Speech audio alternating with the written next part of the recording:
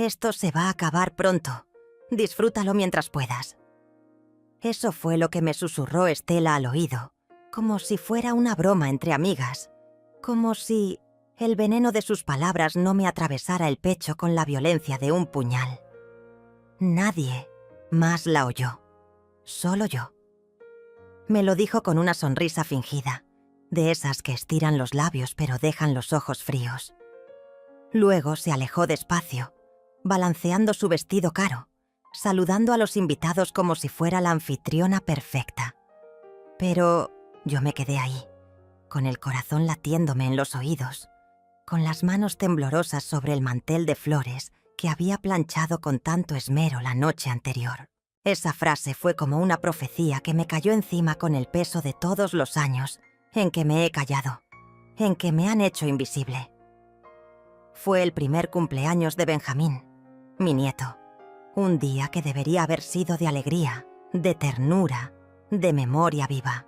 Pero en cambio, fue el inicio del fin. O tal vez, el principio de mi despertar. La casa estaba decorada como si se tratara de una fiesta de cuento. Globos azules y blancos, serpentinas en las paredes, una mesa repleta de bocadillos, dulces, vasos plásticos con el nombre de Benjamín estampado en letras doradas.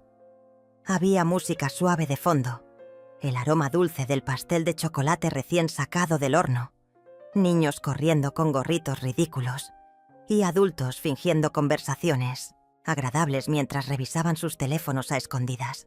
Y yo, parada junto a la ventana, con mi vestido de domingo y los zapatos que solo uso para ocasiones especiales, sentía que sobraba, que estaba de más, como si fuera una figura decorativa, útil solo para ayudar a servir, para limpiar los platos, para sostener al bebé cuando lloraba, pero nunca para ser parte real de esa familia que ayudé a construir con mis propias manos. Yo me llamo Ivana. Tengo 66 años, viuda desde hace 2 décadas.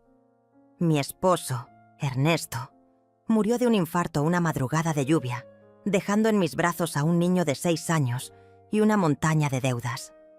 Desde entonces, trabajé como costurera, como ayudante en una panadería, como cuidadora de ancianos, todo lo que fuera necesario para darle a Marcelo, mi hijo, una vida digna.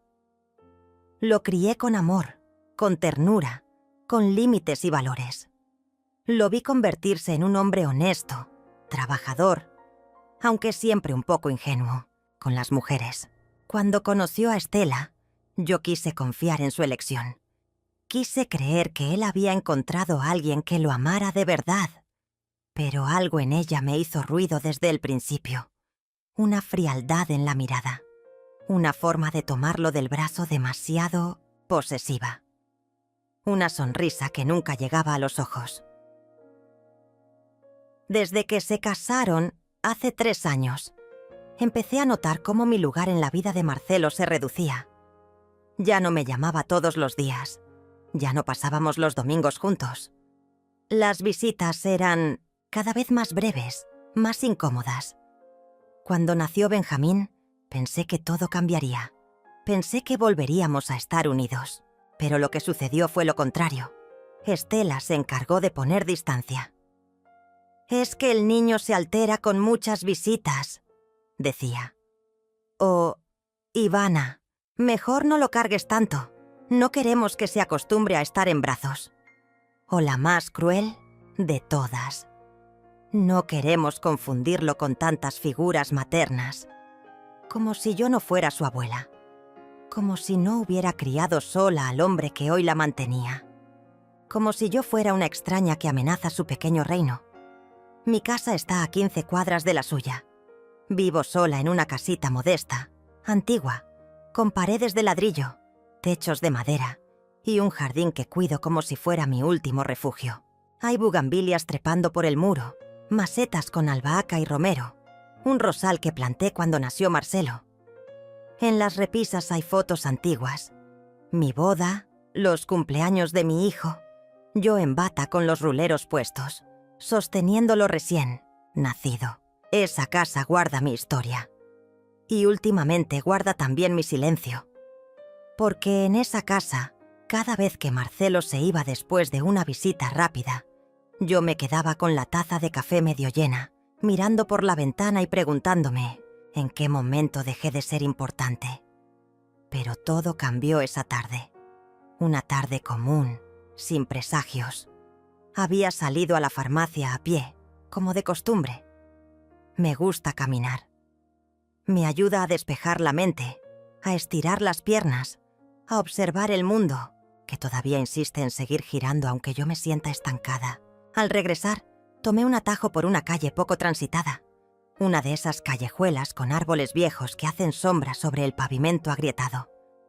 Y entonces la vi, a Estela, dentro de un coche negro, con los vidrios un poco bajos, sentada en el asiento del copiloto, riéndose con un hombre que no era Marcelo, un hombre joven, bien vestido, con una mano sobre su muslo. Y ella se inclinó hacia él y lo besó. Un beso largo, íntimo. Nada que pudiera confundirse con un gesto inocente. Me detuve en seco. Mi cuerpo reaccionó antes que mi mente. Me escondí detrás de un árbol, con el corazón en la garganta. No quise creer lo que veían mis ojos. Pensé que tal vez me equivocaba, que no era ella, que era una coincidencia. Pero no, era Estela. Reconocí su blusa de encaje blanco, su forma de peinarse, ese gesto arrogante con el que se recoge el cabello. No me vio. Yo me quedé quieta, helada, sintiendo cómo el mundo se resquebrajaba bajo mis pies. No le dije nada a nadie, ni a Marcelo, ni a mis vecinas, ni siquiera a mí misma en voz alta. Guardé el secreto como se guarda una herida recién abierta, con dolor, con temor, con rabia contenida. Esa noche no dormí. Me la pasé sentada en la cocina, con las luces apagadas, escuchando el tic-tac del reloj de pared, sintiendo cómo la sospecha se convertía en certeza. Me hice una promesa: no reaccionar desde el impulso, no enfrentarla sin pruebas, no hundirme en la desesperación, porque esta vez no iba a permitir que me silenciaran. Esta vez iba a mirar de frente. A partir de ese día, me volví otra. Dejé de ser la abuelita dulce que prepara galletas. Me convertí en una observadora silenciosa. Empecé a tomar notas mentales. ¿Cuándo salía Estela? ¿Con quién hablaba? ¿A qué hora llegaba? Escuchaba las conversaciones desde el pasillo cuando iba a su casa. Revisaba la papelera cuando ayudaba a limpiar. Vi nombres desconocidos, fragmentos de correos, números internacionales. Me fijaba en su tono de voz cuando hablaba por teléfono, en cómo escondía el móvil al entrar a la cocina, en los silencios incómodos cuando Marcelo preguntaba dónde había estado. Y poco a poco empecé a armar el rompecabezas. El cumpleaños de Benjamín era el evento perfecto. Un escenario cuidadosamente montado para mantener las apariencias. Pero yo sabía que Estela estaba a punto de actuar, que su frase no era una amenaza vacía, era un anuncio, una declaración de guerra. Esto se va a acabar pronto. ¿Qué se iba a acabar? ¿Mi presencia en la vida de mi nieto? ¿Su matrimonio con Marcelo? ¿Su máscara? Acompáñame hasta el final. Porque esta historia no es solo mía. Es la historia de muchas mujeres que fueron silenciadas, borradas, reemplazadas. Mujeres que dieron todo y se quedaron sin nada. Te prometo que lo que descubrí cambiará todo. ¿Y tú? ¿Desde dónde me estás leyendo? No me dejes sola. A veces me pregunto si el amor de una madre tiene fecha de vencimiento en los ojos de sus hijos. Si llega un momento en que, por más que hayas dado todo, por más que hayas renunciado a ti misma, por más que hayas dejado que tus manos se partieran, lavando ropa ajena y tu espalda se doblara para pagarles la universidad, un día simplemente te vuelves invisible, como una sombra, como un florero viejo que nadie se atreve a tirar por costumbre, pero al que ya nadie mira. Así me sentía yo, Ivana, cada vez que cruzaba el umbral de la casa de Marcelo y Estela. Una visita más, una presencia tolerada, pero no bienvenida. Un eco de un pasado que ya no encajaba en su mundo nuevo, moderno, ordenado por Estela hasta el más mínimo detalle. Marcelo era mi vida entera. Desde que lo tuve en mis brazos por primera vez, sentí que el universo se reordenaba alrededor de ese niño de ojos grandes y pestañas imposibles. Le cantaba para dormir, le cocinaba sopas cuando tenía fiebre, lo arropaba cuando lloraba por su padre, y cada vez que lo veía reír, me sentía un poco más viva. No fue fácil criarlo sola, pero tampoco me quejo. Fue mi mayor orgullo. Siempre supe que él era noble, generoso, aunque también algo ingenuo. No veía la malicia en las personas. No reconocía el control disfrazado de amor. Por eso, cuando me habló de Estela, cuando me la presentó como la mujer que lo hacía feliz, sonreí. Fingí entusiasmo. Lo abracé. Pero dentro de mí, algo se quebró. Porque supe, desde ese primer apretón de manos, que esa mujer no tenía nada de transparente. Estela era fría, pulcra hasta lo obsesivo. Todo en ella parecía diseñado. Su peinado perfecto, su ropa sin una arruga, su voz medida al milímetro. Me hablaba con cortesía, pero sin calor. «Ivana, qué bueno que viniste», decía, como si recitara un protocolo. Nunca me llamó suegra, nunca me invitó a quedarme. Todo era rígido, superficial, como si yo ensuciara su mundo solo con estar presente. Al principio pensé que era una cuestión de personalidad, que tal vez le costaba abrirse, que con el tiempo me aceptaría. Pero no fue así. Lo que sucedió fue aún peor. Me fue borrando, con paciencia, con pequeñas acciones que, vistas una por una, no parecían maliciosas, pero que juntas tejían una red de exclusión. Cuando nació Benjamín, algo en mí volvió a florecer. Sostenerlo fue como volver al principio de todo. Tenía los mismos ojos que Marcelo, la misma forma de arrugar la nariz al dormir. Lo abracé y lloré, en silencio, sin que nadie lo notara. Prometí cuidarlo, protegerlo, ser su refugio. Pero Estela no tardó en imponer sus reglas. «Nada de visitas largas, por favor. El pediatra recomienda calma. Ivana, no le des de comer eso. Tenemos una dieta estricta. No queremos que se malacostumbre a los brazos». Cada frase era un ladrillo más en el muro que construía entre mi nieto y yo. Y lo peor era ver cómo Marcelo asentía, cómo se dejaba arrastrar por esa marea de control, disfrazado de orden. Yo lo miraba con dolor. ¿Dónde estaba mi hijo? ¿Dónde había quedado ese niño que me traía flores robadas del jardín del vecino? Ese adolescente que me juraba que jamás permitiría que me faltara algo. Aún así, resistía.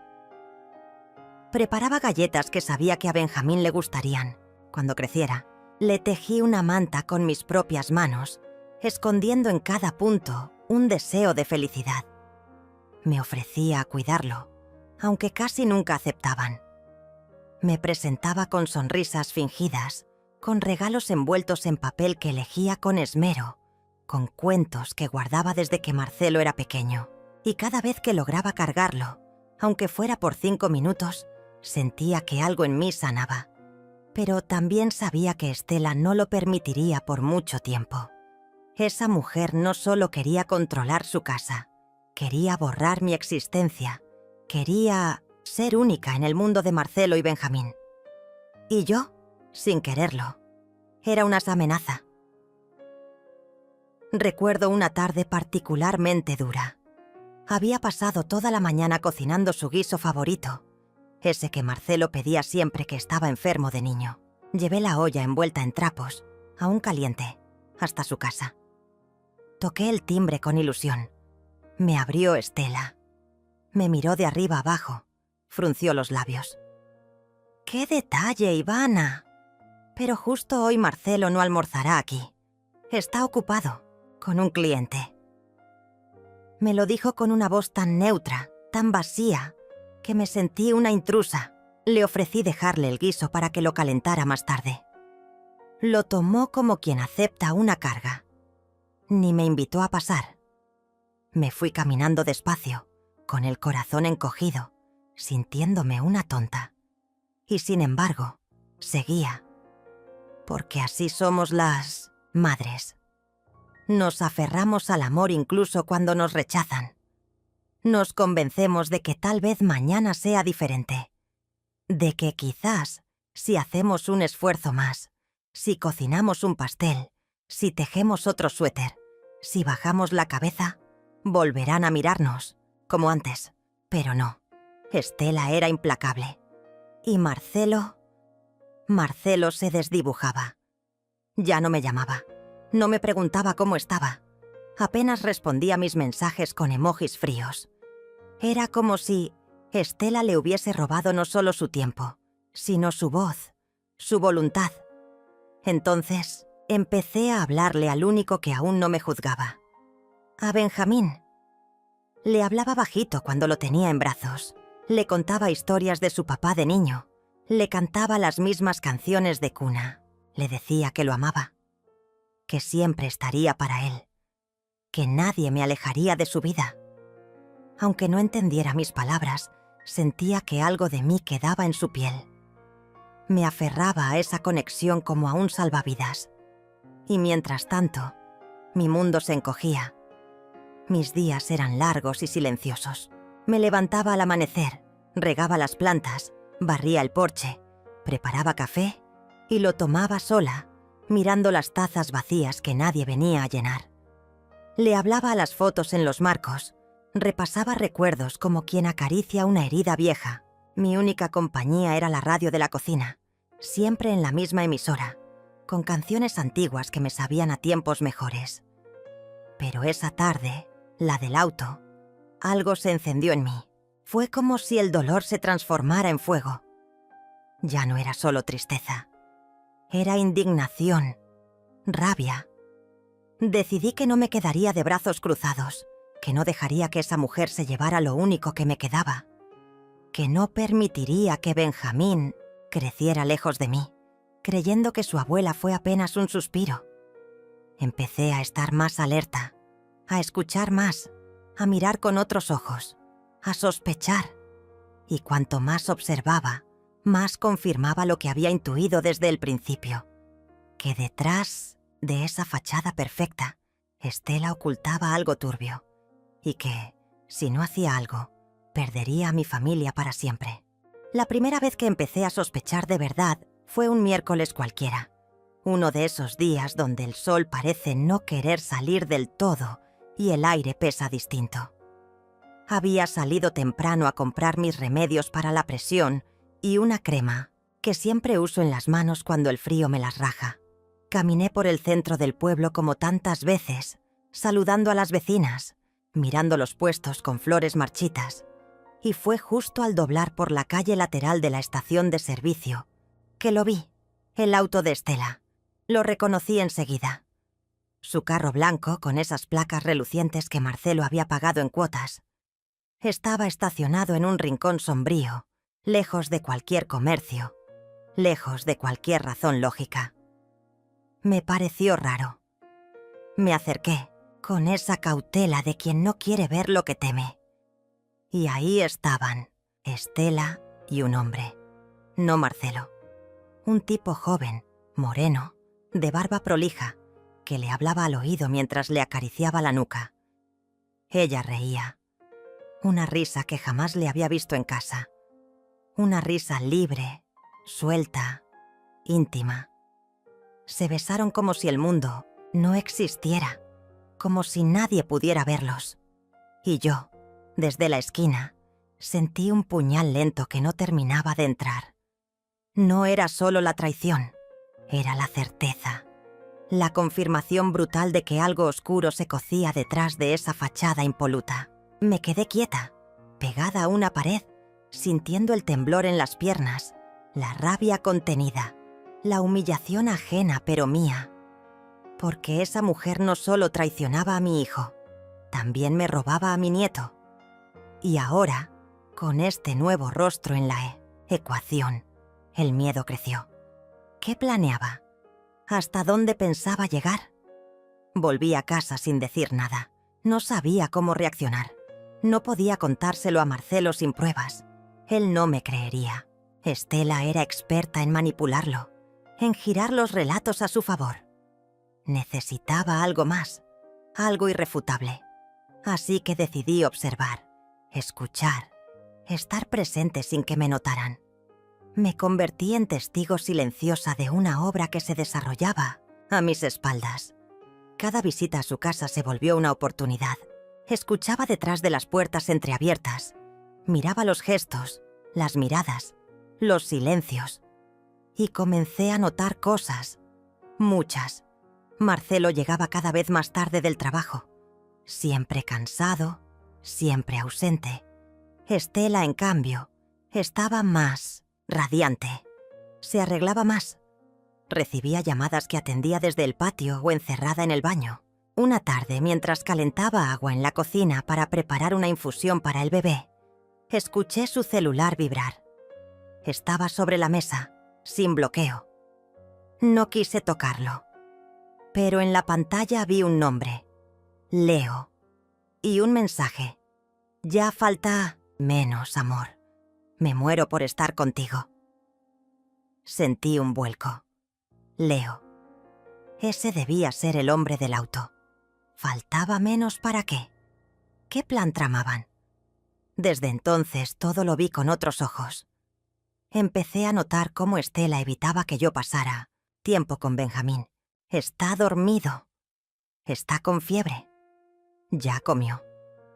Siempre una excusa, siempre una barrera. Y lo que más me dolía era ver a Marcelo ciego, dócil, domesticado. Me ofrecí una y otra vez para ayudar, para cuidar al niño mientras ellos trabajaban. Pero Estela siempre decía que no era necesario. Incluso llegó a decir que preferían contratar una niñera profesional. Esa palabra me perforó el pecho. Profesional. Como si una abuela no sirviera.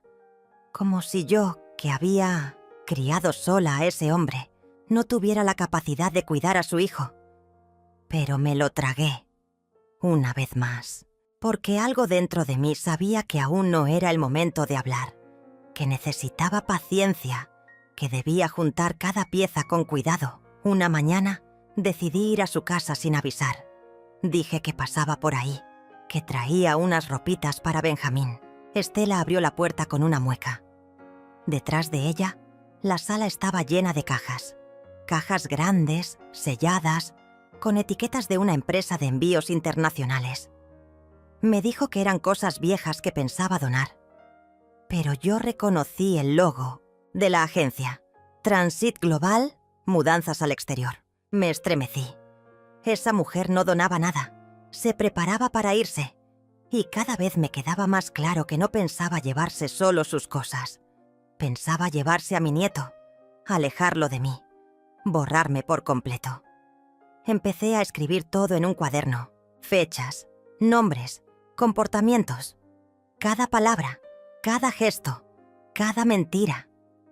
Incluso dibujé un mapa de sus rutinas, los lugares que visitaba, los días que recibía visitas. Me volví una sombra con propósito.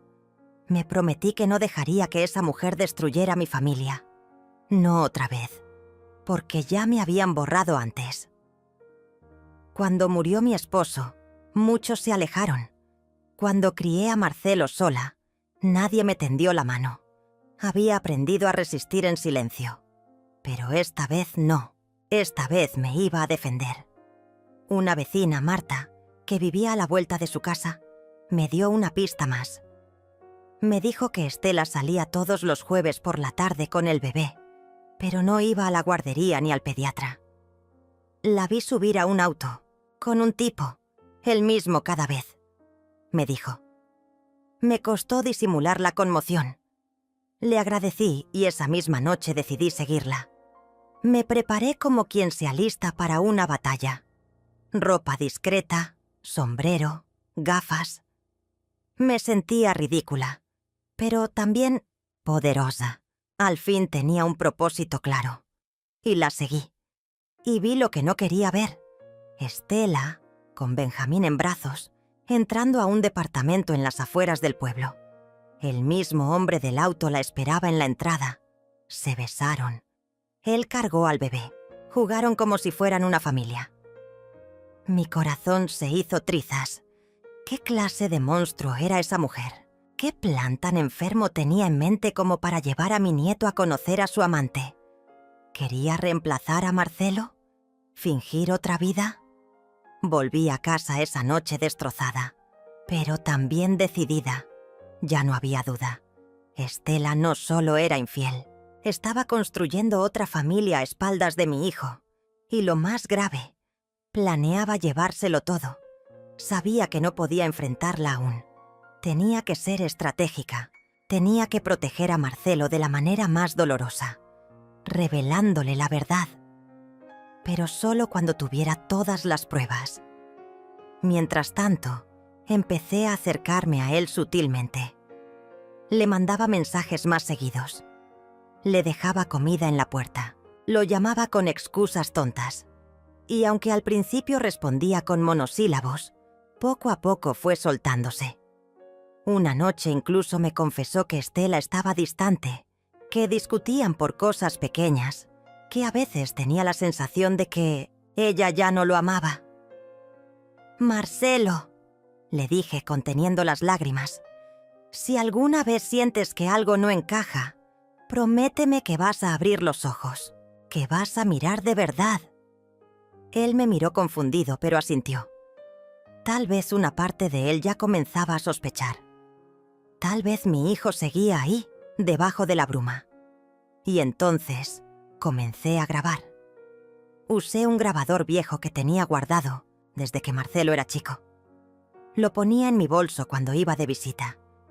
Grababa conversaciones, ruidos, peleas que alcanzaba a escuchar desde el pasillo. Empecé a juntar mensajes, fotos, todo lo que pudiera servirme. Estaba armando mi verdad, esa que nadie podría negar, porque sabía que el día llegaría, y cuando lo hiciera, yo estaría lista. Pasaron los días como una lenta marea que se lleva la arena bajo los pies. Mi vida ya no era la misma desde aquella noche en que vi a Estela con ese hombre entrando al departamento con Benjamín en brazos. Desde entonces, cada amanecer traía consigo una carga de ansiedad que me apretaba el pecho. Me despertaba antes del alba, preparaba café sin sabor y repasaba una y otra vez las notas de mi cuaderno. Fechas, nombres, horarios, expresiones que recordaba, objetos que veía moverse de lugar. Me había convertido en la sombra de mi propia familia, una espía en la vida que yo misma ayudé a construir. Una tarde decidí volver al lugar donde había visto a Estela con el amante. El edificio no tenía portero, así que esperé en la vereda de enfrente, sentada en una parada de colectivo abandonada. Pasaron casi 2 horas hasta que lo vi salir. El mismo hombre, Leo. Tenía una mochila al hombro y hablaba por teléfono, con una sonrisa en la cara. Lo seguí, con cuidado, hasta una cafetería. Entró, pidió algo y se sentó solo. Me acerqué con disimulo. Ocupé una mesa cerca. Saqué un libro falso, con una cámara oculta que había comprado por internet semanas atrás, gracias a la ayuda de mi vecina Marta, que era más moderna que yo. Grabé todo. Su voz, sus gestos, su conversación. Dijo claramente: «Sí, ya está casi todo listo. Estela habló con la agencia. Solo falta el pasaporte del nene y nos vamos. Te lo juro, amor. Ella va a dejar todo atrás». Sentí que el aire me abandonaba por segundos. ¿Pasaporte? ¿Se lo iba a llevar? ¿Iba a sacar a Benjamín del país? Me temblaban las manos. Me retiré en silencio, con la grabación guardada, con el corazón hecho cenizas. Esa noche no dormí. Me senté frente al viejo armario donde guardaba las fotos de familia, las cartas de mi difunto esposo, los dibujos que Marcelo había hecho de niño. Pensé en todo lo que había soportado, en cómo me esforcé por darle a mi hijo una vida digna, aunque no me alcanzara ni para los lujos ni para las palabras bonitas. Y ahora, esa mujer planeaba borrar todo, nuestra historia, nuestro vínculo, mi existencia. Al día siguiente fui al registro civil. Me hice pasar por una señora confundida que quería averiguar los trámites para un viaje con su nieto. La mujer que me atendió, amable, me explicó que para sacar un pasaporte de un menor se necesitaba el consentimiento de ambos padres o una autorización firmada y certificada por un juez si uno no estaba. Entonces entendí. Estela planeaba falsificar documentos o, peor aún, hacer que Marcelo firmara algo sin saber. Sentí náuseas. Tenía que ir más profundo, más allá de las apariencias. Recordé que Marcelo guardaba sus documentos y papeles importantes en un pequeño escritorio con llave, en la habitación del fondo. Una tarde fingí que iba a visitar al bebé. Estela estaba ausente.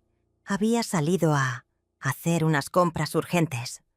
Marcelo, cansado, me dejó sola con Benjamín. En cuanto escuché que se encerraba en la ducha, entré a su cuarto y me dirigí al escritorio.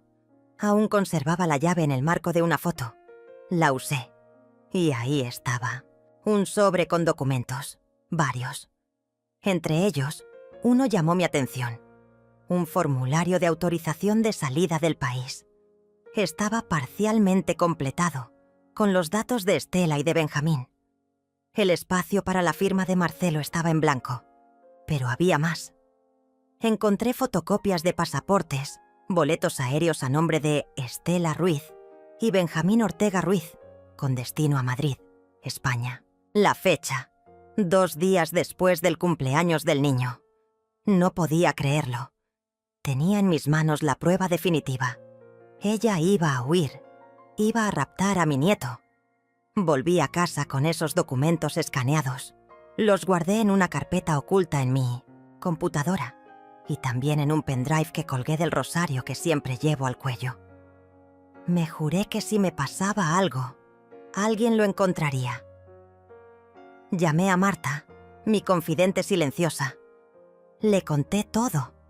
Ella me ayudó a imprimir copias, a organizar las pruebas, grabaciones, fotos, papeles. Me dijo que si lo necesitaba, ella testificaría. Me abrazó fuerte, como una madre, como una hermana, como nadie me había abrazado en años.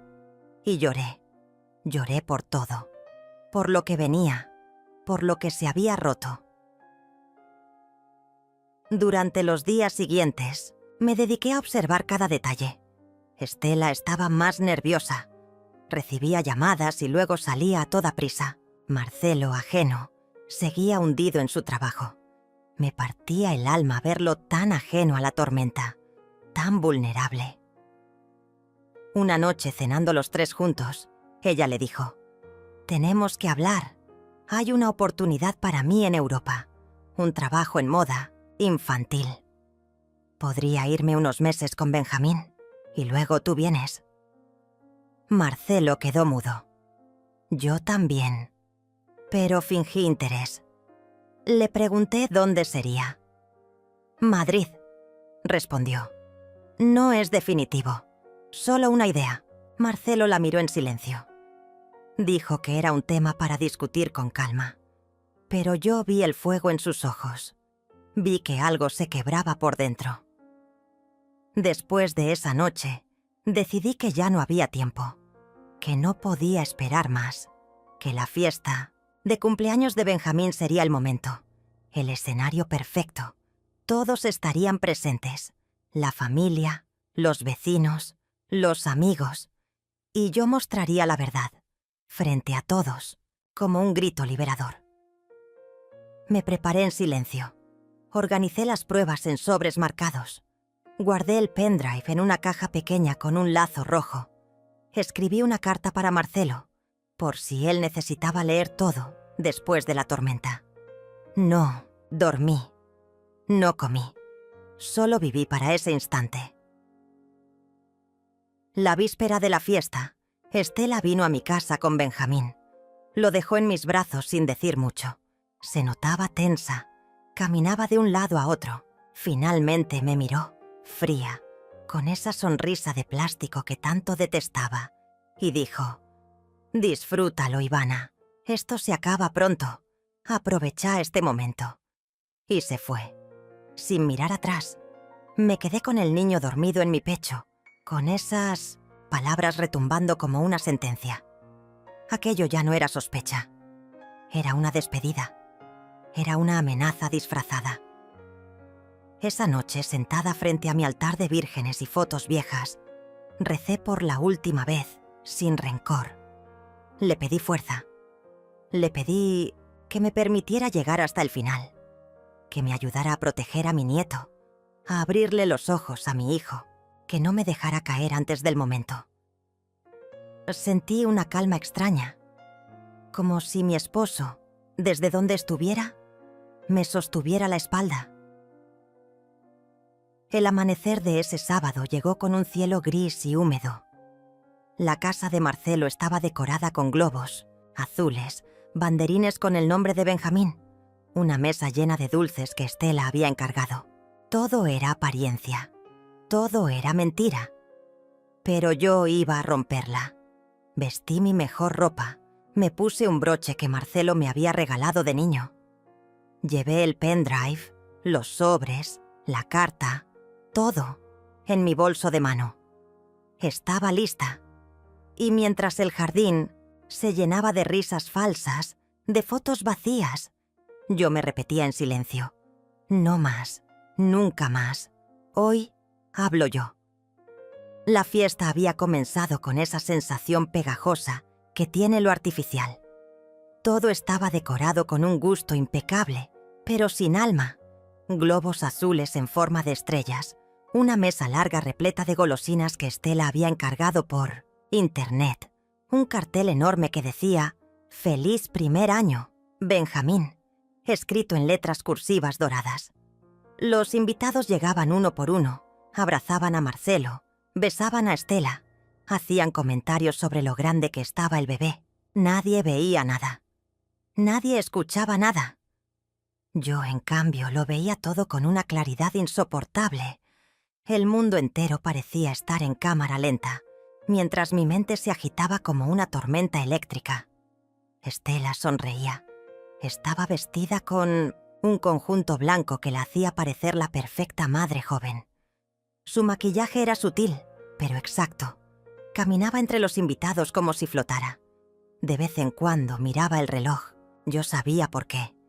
Ella tenía un horario, un vuelo, una ruta trazada, y cada minuto que pasaba era una cuenta regresiva. Yo la observaba desde una silla de jardín, con mi bolso de mano firme sobre las piernas. Sentía que ardía por dentro, pero por fuera era una estatua, silenciosa, dura. Marcelo iba de un lado a otro, atendiendo a todos. Me preguntó si estaba cómoda, si quería algo de beber. Le dije que no. Me sonrió y besó mi frente, como cuando era niño. Casi lloré. No tenía idea de lo que estaba a punto de estallar. Vi a Marta llegar. Discreta. Se acercó a mí, me saludó con un abrazo. «¿Estás segura?», me susurró al oído. Asentí. No había vuelta atrás. Le di el pendrive. Le pedí que, en caso de que algo me pasara, lo entregara a Marcelo. Ella lo guardó en su bolso como si fuera una joya, preciosa. Nos miramos con una complicidad de siglos. Me sostuvo la mano. «Es tu momento, Ivana. Que se sepa la verdad». La música seguía. Las risas falsas también. Estela pasó cerca de mí con Benjamín en brazos. Me lo extendió como si fuera una ofrenda. «¿Querés una foto con la abuela?», dijo en voz alta, para que todos escucharan. Sonreí. Lo abracé. Sentí el perfume de su piel, ese calor suave que solo tienen los bebés. Y en ese instante, algo dentro de mí se quebró y se reconstruyó al mismo tiempo. No iba a permitir que se lo llevaran. No iba a permitir que lo borraran de mi vida. La fiesta avanzó hasta llegar el momento del pastel. Una gran torta de 3 pisos, decorada con ositos y aviones. Marcelo pidió silencio. «Vamos a cantar el feliz cumpleaños», dijo, con esa voz que aún guardaba la inocencia de sus años más dulces. Todos se agruparon. Las cámaras se encendieron. Los celulares se alzaron. Estela se posicionó junto a él, con Benjamín en brazos. Yo me quedé atrás, aún en mi silla, temblando. Fue entonces cuando me levanté. Nadie lo notó al principio. Caminé hacia el centro. Mis pasos eran pesados, pero firmes. Cuando estuve frente a ellos, frente a la torta, frente a todos, levanté la voz. «Antes de cantar», dije, «quiero decir unas palabras». Silencio. Todos me miraron. Marcelo frunció el ceño. Estela entrecerró los ojos, inquieta. «Quiero agradecer por estar aquí. Por celebrar el primer año de la vida de Benjamín, el tesoro más grande que esta familia tiene. Pero también quiero aprovechar este momento para hablar de lo que nadie ve, de lo que se oculta detrás de las sonrisas». Estela intentó interrumpirme. «Ivana, no es el momento». «Vos no decidís el momento, Estela», le respondí con una frialdad que me sorprendió. Saqué del bolso el primer sobre. Lo levanté en alto. «Tengo aquí pruebas», continué, «de que esta mujer, Estela Ruiz, mi nuera, planea huir del país dentro de 2 días con mi nieto, sin el consentimiento de Marcelo. Aquí hay copias de pasajes aéreos, formularios de empo, pasaporte, conversaciones grabadas con su amante». «Sí, su amante. El padre no es el único que no sabía nada. Ustedes tampoco». El silencio fue un abismo. Nadie respiraba. «¿Qué estás diciendo?», preguntó Marcelo pálido. «La verdad», dije y le entregué el sobre. «Revísalo. Está todo ahí». Estela intentó tomarlo antes, pero Marta se interpuso. La tensión se podía cortar con un cuchillo. «¡Esto es una locura!», gritó Estela. «Está inventando cosas. Está enferma». «¿Ah, sí?», respondí y saqué mi teléfono. «Escuchen esto». Puse la grabación. La voz de Leo, clara, nítida. «Sí, ya está todo listo». Estela habló con la agencia. «Solo falta el pasaporte del nene y nos vamos. Ella va a dejar todo atrás». Algunos invitados taparon la boca.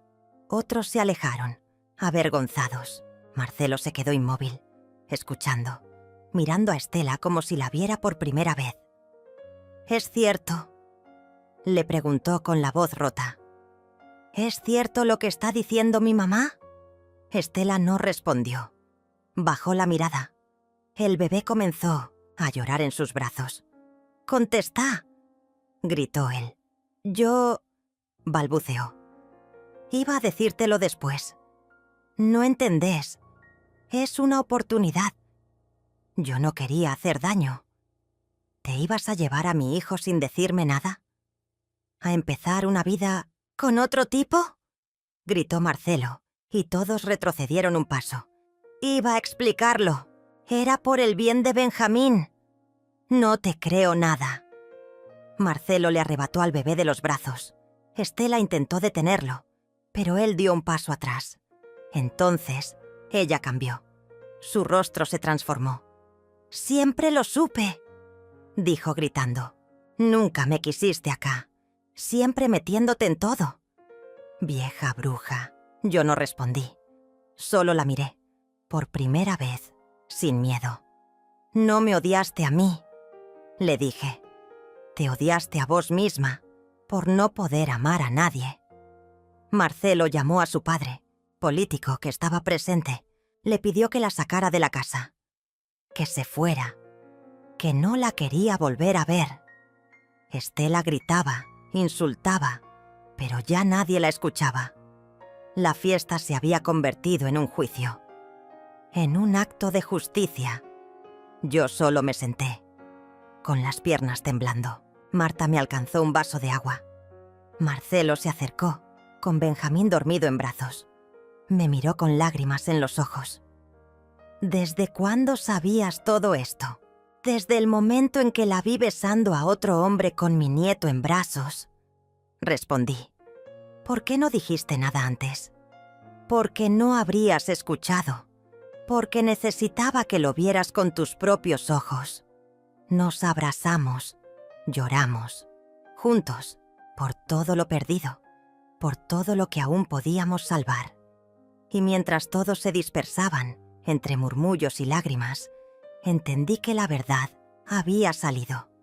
Y yo, por fin, había dejado de callar. El silencio que siguió a la expulsión de Estela fue denso, casi sólido, como si el aire se hubiera convertido en plomo. Nadie sabía qué decir, ni cómo reaccionar. Algunos invitados comenzaron a marcharse en silencio, con miradas incómodas. Otros se quedaron como estatuas, aún procesando lo que acababa de suceder. Marcelo seguía parado en medio del patio, con Benjamín dormido en sus brazos, sin moverse, sin parpadear, como si su mente estuviera a punto de colapsar bajo el peso de una realidad demasiado brutal para aceptar de golpe. Yo, en cambio, sentí algo diferente. No alivio. No aún. Sino una especie de despertar, como si me hubieran quitado un velo de los ojos y por primera vez en mucho tiempo pudiera ver con claridad quién era, dónde estaba y por qué había aguantado tanto en silencio. No me sentía fuerte, pero sí presente, entera. Por dentro, una corriente desconocida recorría mis venas, como si la sangre hubiese decidido hervir después de décadas de quietud. Marta se acercó a mí, me tomó del brazo con delicadeza y me ayudó a sentarme nuevamente en la silla blanca del jardín. Su mirada era mezcla de admiración, dolor y cariño. No dijo nada, solo se quedó a mi lado, acompañándome en ese vacío que sucede siempre después de una tormenta. Marcelo, al fin, pareció reaccionar. Caminó hacia mí, con pasos inciertos, y me miró como si no me hubiera visto jamás. Como si yo, su madre, hubiera sido una figura borrosa durante años, y recién ahora se diera cuenta de que estaba viva, de que siempre estuve ahí, observando, protegiendo, amando en silencio. «Mamá», dijo con la voz quebrada. «No sé qué decirte, no sé cómo no vi nada». Levanté la mano y acaricié su mejilla. Tenía la misma expresión que cuando, de niño, venía a mí con un rasguño en la rodilla o con el corazón roto por alguna decepción infantil. «No te culpes, hijo. El amor nos vuelve ciegos. Y vos solo querías que las cosas funcionaran. Querías una familia feliz. ¿Y vos? ¿Cuánto tiempo llevas callando, tragándote todo esto? Desde que supe que si decía algo, me iban a tratar de loca, de entrometida. Vos estabas enamorado, no me ibas a escuchar. Me duele tanto», sollozó. «No por mí, por Benjamín. ¿Cómo pudo hacer algo así? Porque nunca fue madre. Solo fue actriz de una obra que se escribió para parecer perfecta. Pero tarde o temprano, la verdad sale. Siempre». Marcelo me abrazó, largo, fuerte, como cuando era chico y tenía miedo a las tormentas. Yo cerré los ojos y dejé que ese instante se quedara grabado en mi piel. Lo que había hecho no borraba los años de indiferencia, de silencios compartidos, de miradas evitadas. Pero era un comienzo, una grieta en el muro que nos separaba. Pasaron unos minutos antes de que alguien más se atreviera a romper el clima espeso que flotaba sobre la fiesta arruinada. Marta fue hasta la cocina y volvió con un poco de agua con azúcar. Me lo ofreció. Lo tomé despacio. El murmullo de los que quedaban comenzó a subir de volumen. Comentarios sueltos, hipótesis, condenas. Pero yo ya no escuchaba. todo eso ya no importaba. Lo que sí importaba era lo que venía ahora. Marcelo pidió que todos se fueran. Les agradeció, con cortesía seca, pero les dejó claro que la fiesta había terminado. Uno a uno comenzaron a retirarse, dándonos miradas de compasión o sorpresa.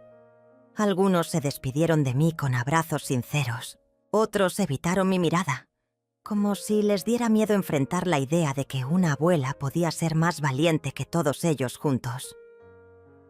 Cuando la casa quedó vacía, un silencio real descendió sobre nosotros. Solo quedábamos Marcelo, Benjamín, Marta y yo. «Voy a llevar al nene a dormir», dijo él con la voz cansada. Después hablamos bien». Asentí. Lo vi desaparecer por el pasillo con el bebé en brazos. Entonces Marta me miró con los ojos llenos de orgullo. «Lo hiciste, Ivana, y lo hiciste a tu manera. ¿Crees que me va a odiar?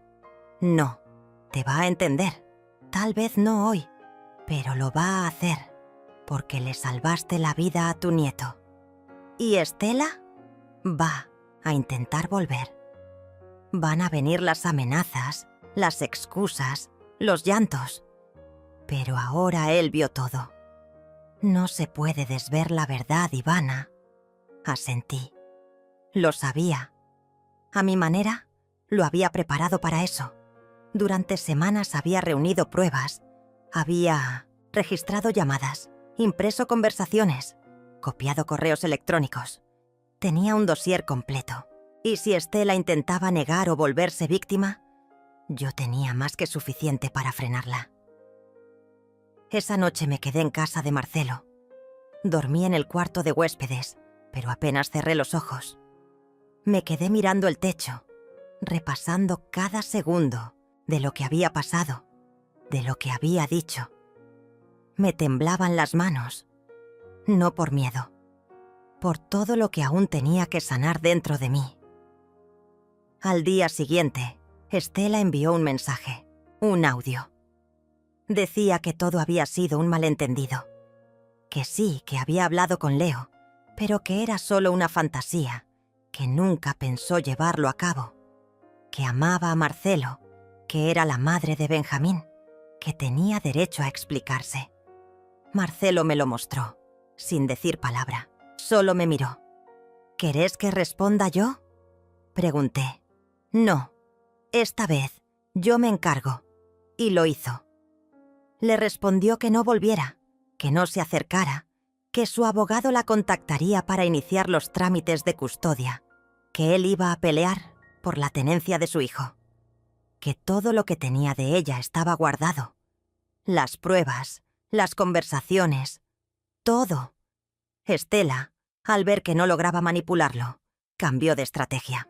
Comenzó a enviar mensajes culpándolo de todo, diciendo que él la había hecho infeliz, que ella solo buscaba escapar de una vida vacía, que la madre de él la vigilaba, la controlaba, la espiaba, pero ya nadie le creía. A los pocos días, Marcelo presentó la denuncia formal. Un juez ordenó una restricción para proteger a Benjamín. Estela desapareció por un tiempo. Supimos que se había ido a vivir a la casa de una amiga en otra ciudad. Leo, su amante, también desapareció. Del mapa, como ratas huyendo cuando se enciende la luz. Y yo volví a mi casa. Mi jardín seguía igual. Mis macetas, mis retratos, mis sillas de hierro forjado. Pero algo dentro de mí era distinto. Caminaba más erguida. Respiraba más profundo. Encendía la radio por la mañana. Volví a cocinar para mí misma, con gusto, con ganas. Volví a escribir cartas, a mirar álbumes de fotos sin llorar. Marcelo me llamaba todos los días, me contaba cómo iba Benjamín, me pedía consejos, me consultaba sobre trámites, sobre comida, sobre horarios. Me pedía que lo acompañara al pediatra, que fuera a dormir a su casa de vez en cuando. Yo aceptaba, pero también aprendí a poner límites, no para alejarme, sino para cuidar mi espacio, mi paz. Una tarde, mientras paseábamos con Benjamín en el cochecito por la plaza del pueblo, Marcelo se detuvo, me miró y dijo algo que nunca voy a olvidar. Te fallé, mamá, pero te prometo que nunca más voy a dejar que te callen. Nunca más. No respondí, solo lo abracé, porque a veces el amor se mide en gestos, y ese era el más valiente de todos. Los días posteriores a la fiesta no fueron fáciles. El silencio en la casa se volvió denso, como si las paredes también intentaran procesar todo lo que se había dicho. No hubo música, ni voces elevadas, ni el aroma habitual de Estela rondando por los pasillos. Se había ido, y con ella, el veneno que lentamente había corroído nuestra familia. Marcelo apenas hablaba. Se encerraba en su habitación por horas, y a veces lo escuchaba llorar. El sonido era suave, contenido, como el llanto de un niño que no quiere ser oído. Yo lo dejaba. Sabía que había cosas que debía romper por dentro antes de volver a mirar el mundo. No lo presioné, no le dije, te lo dije. Solo estuve, con el desayuno caliente en la mesa, con la ropa doblada en la silla, con mis manos disponibles por si quería tomarlas. Benjamín, en su inocencia, seguía siendo luz. A veces lo miraba dormir, con sus manos diminutas abiertas como si soñara que volaba, y me preguntaba cómo alguien pudo siquiera pensar en arrancarlo de su hogar. Un día Marcelo bajó las escaleras más temprano que de costumbre. Tenía la mirada hinchada, pero los hombros ya no caían como antes. Se sentó frente a mí y habló por primera vez en días. «Mamá, ¿cómo hiciste para no odiarla?» Tardé en responder, porque la verdad era que sí la había odiado. Pero ese odio se transformó. Ya no era un fuego que quemaba por dentro, sino una certeza fría que me impulsó a actuar. «Porque el odio te pudre», le dije, «pero la verdad te libera». Se quedó en silencio. Luego asintió lentamente, como si esas palabras se incrustaran en su alma. Y supe que, aunque el proceso sería largo, Marcelo estaba volviendo a sí mismo. Con el tiempo la casa empezó a sentirse más ligera. Abría las ventanas sin miedo a que algo se escapara. Volví a cocinar mis platos preferidos, no por obligación, sino por placer. Me encontraba tarareando canciones antiguas mientras regaba las plantas. Y por primera vez, en mucho tiempo, mi reflejo en el espejo no me parecía ajeno. Veía a una mujer con el rostro surcado por los años, sí, pero con la mirada firme, una mirada que había visto lo peor, y aún así seguía en pie. Marcelo decidió iniciar un proceso legal para asegurar que Benjamín no pudiera ser sacado del país sin su consentimiento. Lo acompañé a hablar con abogados, firmé documentos y sentí algo que no sentía desde hacía décadas. Poder. No el poder de mandar, sino el de proteger, de marcar un límite, de decir, aquí no. Recibí mensajes de algunas personas que estuvieron en la fiesta. Una de ellas, Clara, una prima lejana, me escribió algo que me dejó sin aliento. «Ivana, tu valentía me hizo abrir los ojos. Creo que siempre supe que mi marido me era infiel, pero nunca quise enfrentarlo. Hoy, después de verte, decidí que no voy a seguir callando. Gracias». Y entendí que sin buscarlo, mi historia había tocado otras, que al romper mi propio silencio, quizá había dado permiso para que otras mujeres hicieran lo mismo. Poco a poco, retomé viejos hábitos. Comencé a escribir. No diarios, no cartas, solo pensamientos sueltos en papeles reciclados. Frases como, a veces resistir también es amar, o ser fuerte no es aguantar todo, es saber cuándo soltar. Volví a pintar. Rescaté mis pinceles, mis lienzos olvidados en un rincón del armario. Pintaba con las manos, sin miedo a ensuciarme. Y cada trazo era un fragmento de todo lo que había contenido durante años. Un día Benjamín entró en el cuarto donde pintaba. Me miró con sus ojos grandes y dijo: «Abu, ¿qué es eso?». Le mostré la tela. Una mujer con el pelo al viento, parada en un campo abierto, mirando al horizonte. «Soy yo», le dije. «Pero también eres tú». Él no entendió, claro, pero sonrió y me abrazó. Y en ese abrazo sentí que el tiempo se detenía. La vida siguió. Con días buenos y otros no tanto. Con cafés compartidos con Marcelo. Con caminatas al atardecer. Con libros leídos en voz alta mientras Benjamín jugaba en el suelo. Nunca más volví a saber de Estela. Su número fue bloqueado. Sus cosas retiradas. Su presencia borrada. Pero no su huella. Porque incluso las personas que nos hieren dejan lecciones. Yo aprendí que callar por amor no es amor, que proteger no significa desaparecer, que cuidar a otros no debe implicar olvidarse de una misma. Y sobre todo, entendí que no era tarde, que no estaba acabada, que aunque el mundo diga que después de cierta edad una mujer se vuelve invisible, la verdad es otra. Nos volvemos poderosas. Porque ya no pedimos permiso, porque ya no tememos perder, porque ya no queremos encajar, sino ser. Hoy, cuando me siento en el jardín a tomar el sol, cuando escucho el canto de los pájaros y el murmullo de las hojas al viento, siento que mi alma respira. No necesito grandes cosas, solo esto: paz, coherencia, amor sincero. Y si alguna vez alguien vuelve a intentar silenciarme, borrar mi historia, hacerme dudar de mi intuición, sabré qué hacer, porque ya no soy la misma, y no quiero serlo. Ahora soy la mujer que sobrevivió a ser invisible, que enfrentó la tormenta sin perder su esencia, que miró a los ojos de quien intentó destruirla y no parpadeó. La mujer que aprendió a vivir no desde el miedo, sino desde la verdad, porque al final, la vida no se trata de ser perfecta, ni de complacer a todos.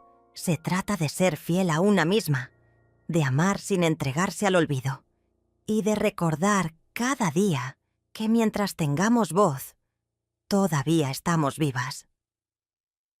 El tiempo tiene una manera curiosa de poner todo en su lugar, aunque no siempre lo haga como uno espera. A veces tarda años, a veces semanas, y otras veces, solo unos pocos minutos cuando menos lo imaginas. Todo cambia, y la vida te muestra quién realmente eres. Para mí, ese cambio llegó cuando decidí dejar de ser la sombra de mi propia historia. Después de la tormenta, cuando la verdad salió a la luz y Estela desapareció de nuestras vidas, algo dentro de mí comenzó a despertar. No fue un despertar repentino ni dramático, sino uno lento, como el sol que alumbra la mañana y disuelve la neblina de la noche. Comprendí que, a pesar de los años, aún tenía mucho por vivir, por sentir, por descubrir. En ese tiempo me di cuenta de que el amor no siempre es suficiente para mantener unida a una familia, pero el respeto y la verdad sí pueden construir puentes que antes parecían imposibles. Marcelo y yo aprendimos a hablarnos de nuevo, no con reproches, sino con la honestidad de dos personas que han sufrido juntas, pero que ahora deciden caminar lado a lado, sin máscaras ni secretos.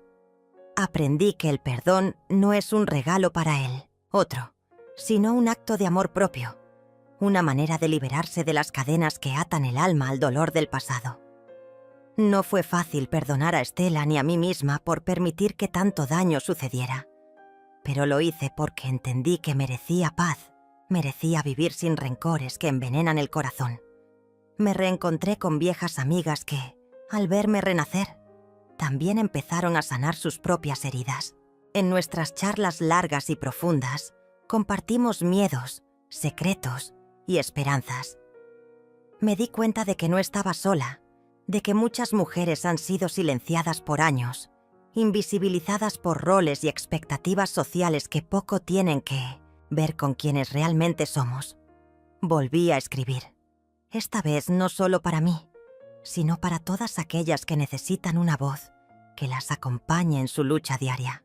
Cada palabra que pongo en el papel es un testimonio de resistencia, una luz para quienes aún caminan en la oscuridad. Sé que mi historia no es única, pero sé que es necesaria, porque mientras existan personas que sufran en silencio, habrá que contar estas historias.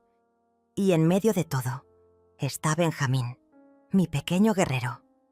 Él no sabe del dolor que atravesamos, ni de los secretos que guardo.